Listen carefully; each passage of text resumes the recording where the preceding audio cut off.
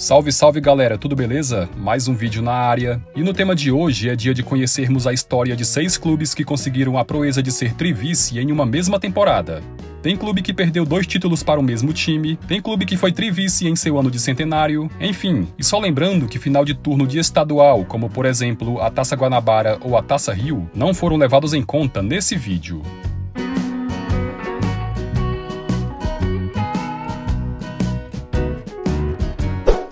Número 1. Cruzeiro na temporada de 1998. Em 1998, o Cruzeiro chegou em quase todas as finais de campeonatos que disputou, só faltando mesmo a final da Copa Libertadores, sendo que o clube estreou nas oitavas de final, graças ao título do ano anterior, mas sem conseguir superar o futuro campeão daquela edição Vasco da Gama, acabou parando por ali mesmo. No Campeonato Mineiro, a Raposa conquistou o título após bater na final o arquirrival Atlético Mineiro. Na Copa do Brasil, o primeiro vice do ano, ao perder o título para o Palmeiras. O jogo de ida realizado no Mineirão terminou com vitória do Cruzeiro por 1-0, em gol marcado por Fábio Júnior, e na partida de volta realizada no Morumbi, o Palmeiras fez o resultado necessário para ficar com a taça, ao reverter o prejuízo ganhando o jogo por 2-0, em gols marcados por Paulo Nunes e Oséias. A Copa Mercosul teve o seu ano de estreia em 1998 e foi mais uma competição que marcou presença no calendário do Cruzeiro. Na fase quartas de final, o clube teve como adversário o River Plate e ficou combinado que esse confronto também valeria como as finais da Recopa Sul-Americana, já que o Cruzeiro foi o campeão da Libertadores em 97, enquanto o River Plate foi campeão da Supercopa no mesmo ano. Ganhando os 2 jogos, o de ida no Monumental de Nunes por 2-1 e o da volta no Mineirão por 2-0, o Cruzeiro eliminou o adversário e, de quebra, ainda faturou o título da Recopa. Nas semifinais, o adversário foi o São Lourenço, e o Cruzeiro passou sem maiores problemas pelos argentinos. Na decisão do título, mais uma vez o Palmeiras pelo caminho, e numa melhor de 3, o clube paulista mais uma vez impôs um vice-campeonato ao Cruzeiro, já que dos 3 jogos saiu vitorioso em 2. O Campeonato Brasileiro foi mais uma competição em que o Cruzeiro chegou na final, e o adversário dessa vez foi o Corinthians. Foram realizados 3 jogos para conhecer o campeão, e o primeiro deles, realizado no Mineirão, terminou empatado em 2-2. O segundo jogo foi realizado no Morumbi, e mais uma vez terminou empatado, dessa vez em 1-1. No terceiro jogo, que foi realizado de novo no Morumbi, já que o Corinthians havia feito melhor campanha na primeira fase, terminou com vitória do Alvinegro por 2-0, em gols marcados por Edilson Capetinha e por Marcelinho Carioca, impondo mais um vice ao Cruzeiro do técnico Levir Coupe.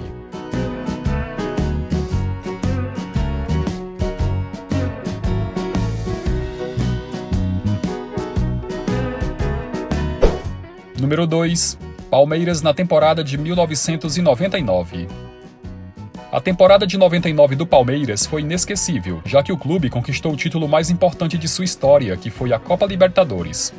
Entre as finais da Libertadores, o Alviverde enfrentou o Corinthians pela decisão do Campeonato Paulista, e perdendo o jogo de ida por 3-0 e apenas empatando da volta em 2-2, jogo esse que inclusive ficou conhecido pelas embaixadinhas de Edilson Capetinha, o Palmeiras foi vice do estadual para o maior rival.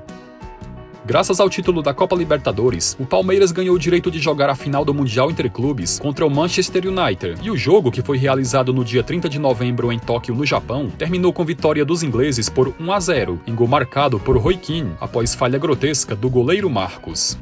Era o segundo vice-campeonato do Palmeiras em 99, e embora tivesse perdido o título para o Manchester, os palmeirenses ficaram orgulhosos do que viram em campo, já que o Palmeiras teve mais volume de jogo e acabou sendo prejudicado pela arbitragem ao ter um gol mal anulado do meio-campo Alex.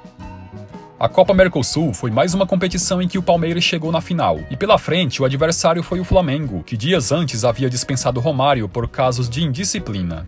Em 2 jogos eletrizantes e recheados de gols, o Palmeiras não conseguiu ficar com o título, já que perdeu a partida de ida no Maracanã por 4-3 e apenas empatou na volta no Palestra Itália em 3-3.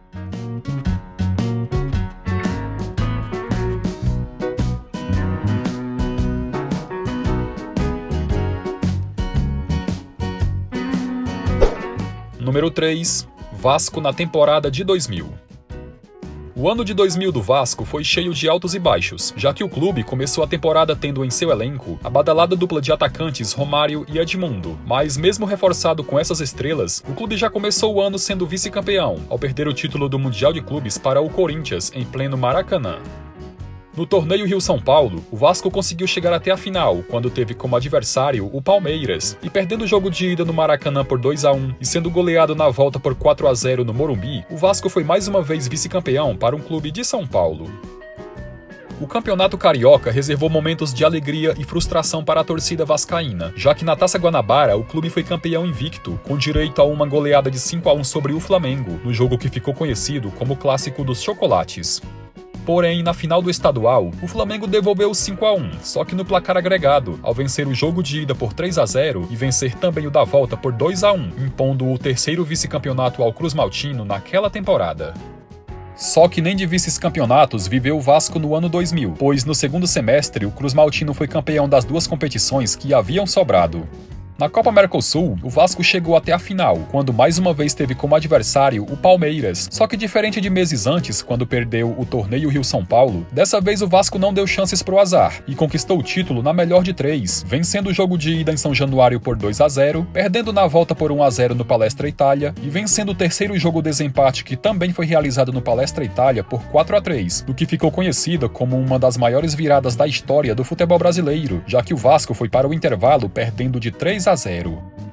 No Campeonato Brasileiro, que naquele ano foi organizado pelo Clube dos 13 e nomeado de Copa João Avelange, o Vasco também ficou com o título, após bater na final a surpresa São Caetano, empatando o jogo de ida em São Paulo por 1-1 e vencendo na volta no Maracanã por 3-1.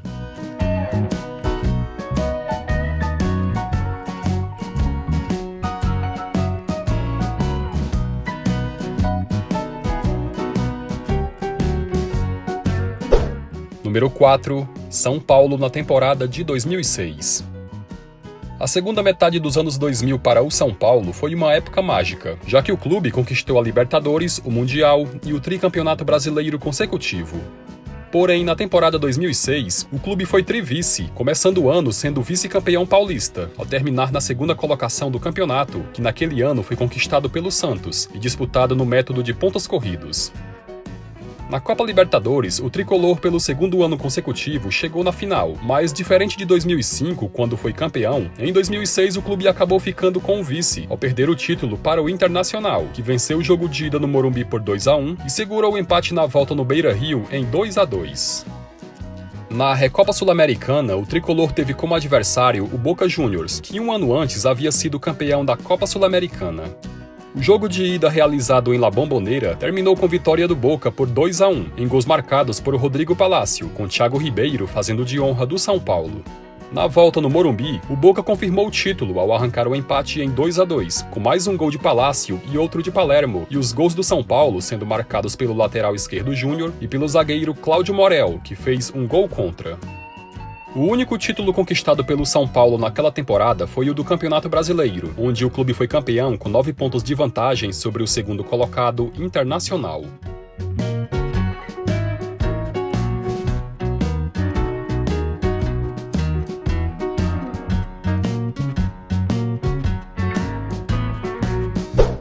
Número 5. Internacional na temporada de 2009.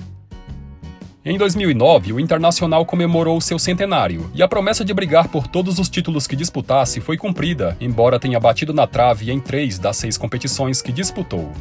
O ano começou com o Colorado sendo campeão gaúcho invicto, com direito a uma goleada de 8-1 sobre o Juventude no jogo do título. Na Copa Suruga Bank, o Inter teve pela frente o japonês Oita Trinita, e vencendo o jogo na casa do adversário por 2-1, em gols marcados por Alexandro e Andrezinho, o time comandado por Tite conquistou o segundo caneco naquele ano.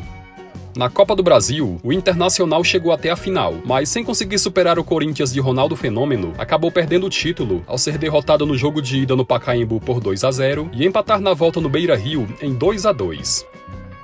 A Recopa Sul-Americana foi mais uma competição em que o Inter teve chances de título, mas esbarrou no ótimo time da LDU, que um ano antes havia sido campeão da Libertadores.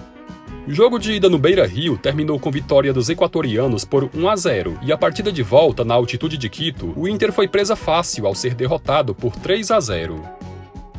No Campeonato Brasileiro, o Internacional terminou o primeiro turno na liderança, mas não conseguindo manter a pegada no segundo, acabou chegando na última rodada ainda com chances de título, mas sem contar com a colaboração do arquirrival Grêmio, que escalou reservas contra o campeão Flamengo, teve de se contentar com o vice-campeonato, o terceiro na temporada de 2009.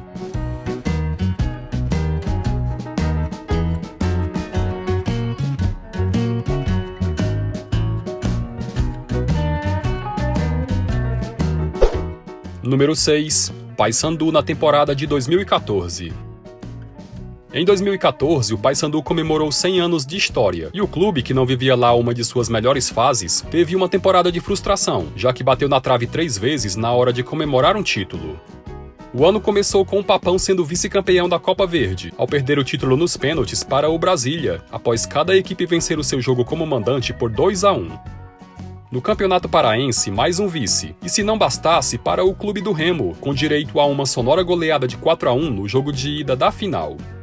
O 2-0 no jogo de volta não foi o suficiente para tirar o título do maior rival. O Campeonato Brasileiro da Série C foi a última chance de título no ano do centenário que o Paysandu teve, mas esbarrando no surpreendente Macaé, o Papão teve de se contentar com o vice-campeonato da Terceirona, ao empatar o jogo de ida no Rio de Janeiro em 1-1 e novamente empatar na volta no Mangueirão em 3-3, resultado esse que deu o título ao Macaé, devido ter feito mais gols fora de casa.